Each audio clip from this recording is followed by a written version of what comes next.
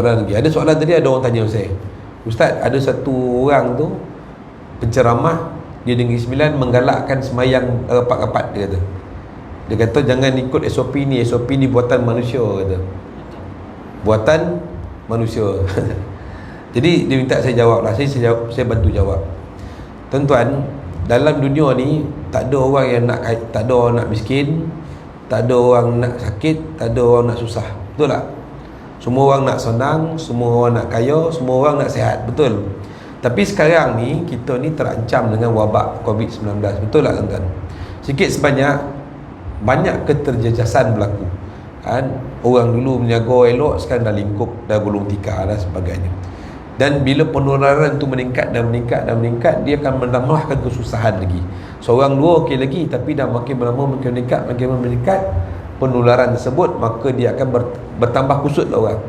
Jadi pada masa itu hukama ataupun orang-orang yang melakukan hukum dan juga ulil amri, tak kena ingat, ulil amri, pemerintah yang melihat keadaan itu perlu dibendung. Melihat keadaan ini perlu diatasi ialah dengan cara kumpul dan juga mendatangkan idea bagaimana nak membendung. Maka hukamat saja tak boleh nak mengeluarkan hukum sewenang-wenang. Maka panggillah orang yang pakar. Fasalu ahli zikir in kuntum la ta'lamun. Tanyalah. Allah tak kata tanyalah hukamat, Allah kata tanyalah orang yang ahli zikir. Ahli zikri maksudnya orang yang pakar. Orang yang pakar. In kuntum la ta'lamun, jikalau kamu tidak menguasai ilmu tadi, sesuatu ilmu, maka ilmu yang dalam kesihatan ni memang kita katakan ada juga di kalangan ulama yang memahami dan mendalami ilmu perubatan, tapi berapa ramai. Tapi kita ada tak pakar-pakar daripada orang Islam? Ada. Orang Islam yang soleh ada. Doktor-doktor yang jaga solat, yang jaga perintah Allah masih ada. Maka kita ambil nasihat dia, bagaimana nak bendung. Maka beberapa orang-orang yang ada fikir kewirausahaan demikian mengatakan solat ini perlu dijarak. Yang penting kita mengimarahkan masjid dengan solat fardu berjemaah, kemudian solat Jumaat, kemudian majlis-majlis fardu ain perlu diimarahkan. Namun untuk masa ini dan saat ini SOP terkini ialah menjaga jarak supaya penyakit ataupun wabak ini tidak tular. Bila datang penceramah tersebut mengatakan oh ini buatan manusia. Ya betul, memang buatan manusia. Tapi tengok, kalau kita khususkan manusia tadi ialah ulil amri. Siapa? Pemerintah tuan-tuan. Ya ayyuhallazina amanu atii'ullah wa atii'ur rasul wa ulil amri minkum. Taat pada pemerintah. Selagi pemerintah tidak menyuruh melakukan kemaksiatan dan juga melakukan kesyirikan, selagi itu wajib pada kita rakyat Marahin ini untuk taat.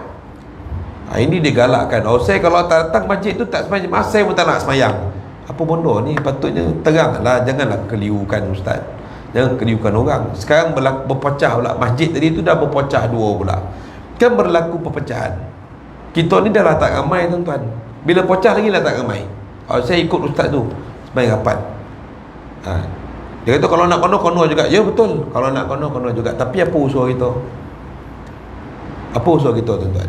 Orang baling batu, orang baling kat gitu. Kalau nak kono juga, kita tak ada hanya kono tak? Kalau kita ngelak, taklah kono. Tapi kalau nak ngelak kono juga, jadi kita dah mengelak. Tapi yang saya lihat berlaku di beberapa tempat, khususnya di Senawang. Minta ustaz tolonglah terangkan pada jemaah. Kita ni perlu ikut SOP tuan-tuan. Kita tak lama lagi insya-Allah. Ni vaksin pula orang tanya macam-macam. Orang kata orang vaksin ni Yahudi lah apalah. Ni semua dia kata jabatan kerajaan semua dah dimanipulasi oleh Illuminati dan juga orang-orang daripada intelijen lah sebagainya. Saya tak faham tuan-tuan. Dalam hukum kita, dalam hukum Islam, mencegah lebih baik daripada berubat. Mencegah lebih baik daripada berubat dan mencegah apa benda.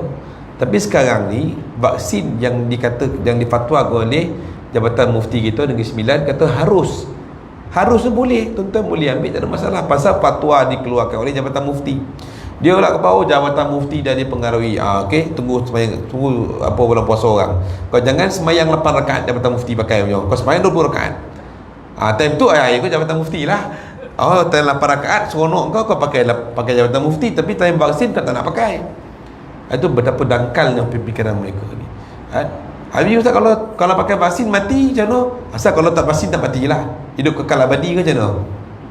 Sama juga ditakdirkan kalau mati, at least kita mati dalam keadaan kita sedang untuk selamatkan diri kita.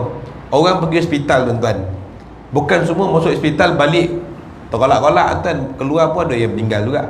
Macam tu adakah kita jangan wujudkan hospital? Jangan wujudkan hospital Ustaz. Pasal apa? Ada yang mati, habis yang hidup kau tak nak fikir pula. Itu namanya otak yang sengit nama. Kalau boleh beramallah vaksin untuk kita, untuk baiki. Esok mana tahu orang ambil vaksin dah boleh semai jemaah, rapat-rapat, dah tak payah pakai mask. Orang sibuk nak pakai mask, perempuan esok dah pakai prudah pula kan. Handsome semua kan. Itu hikmah dia lah. Tapi jangan kita menolak SOP. Jangan kita, sebab SOP ni ada kebaikan dia. Dan kita ikut pun tak lama, setahun ni tuan-tuan. Berapa tahun kita hidup tak ada. Sebenarnya kita sedar tak sedar, kehidupan kita ni ada SOP ke tidak SOP. Sebenarnya kita ni ada undang-undang. Itu je. Bawa kereta ada undang-undang, itulah SOP. Pergi kerja, pakaian penuh ikut etika berpakaian, SOP tak? Itu SOP. Polis buat kerja, ada tak anggota polis ni pencet dengan apa? Betul tak? Ada SOP polis, kena ikut standard operational procedure. Kena ikut. Barulah manusia itu tersusun. Al-Quran tu pun SOP. Al-Quran tu SOP je kan. Jangan buat ni, jangan buat tu, buat ni, buat tu. Barulah jadi orang. Manusia kalau tak ada SOP, tak ada manual hidup dia tuan-tuan, itu jadi ayam mitik, jadi kobau, jadi anjing, jadi lembu. Satu Allah Ta'ala mulakan Al-Quran itu dengan lepas Fatihah dengan surah Baqarah. Surah apa tuan-tuan? Surah lembu. Manusia ni kalau tak ada pegang Al-Quran, tak ada pegang Islam, macam lembu lah pegangan. Tapi bila dia ikut Al-Quran, dia pegang Al-Quran sebagai SOP hidup dia tuan-tuan, dia taat pada Allah, taat pada Rasulullah, taat pada ulil amri, jadi manusia tuan-tuan. Surah yang terakhir dalam Al-Quran, Suratul Nas, manusia tadi. Itu kena pakai sikit cerdik lah. Jadi saya sebenarnya tak sokong lah ustaz tu kata sekian. Patut ustaz tu kena corahkan keadaan, jangan kusutkan orang lagi. Orang dah poning kepala dah ni, dia menambahkan lagi begitu. Sepatutnya tidak. Sepatutnya tidak. Saya nyeru tuan-tuan, mohon kalau kenal ustaz tu, kalau tuan-tuan tahu videonya, kalau tuan-tuan rapat nasihatlah ustaz. Ustaz tak boleh cakap macam tu ustaz. Ini bila ustaz cakap demikian akan berlakulah pertelagahan di antara satu kampung tadi. Elok-elok kampung tadi 30 orang semayang, dah jadi 15 orang yang semayang. Kan rugi tu. Betul tak? Wallah ta'ala alam.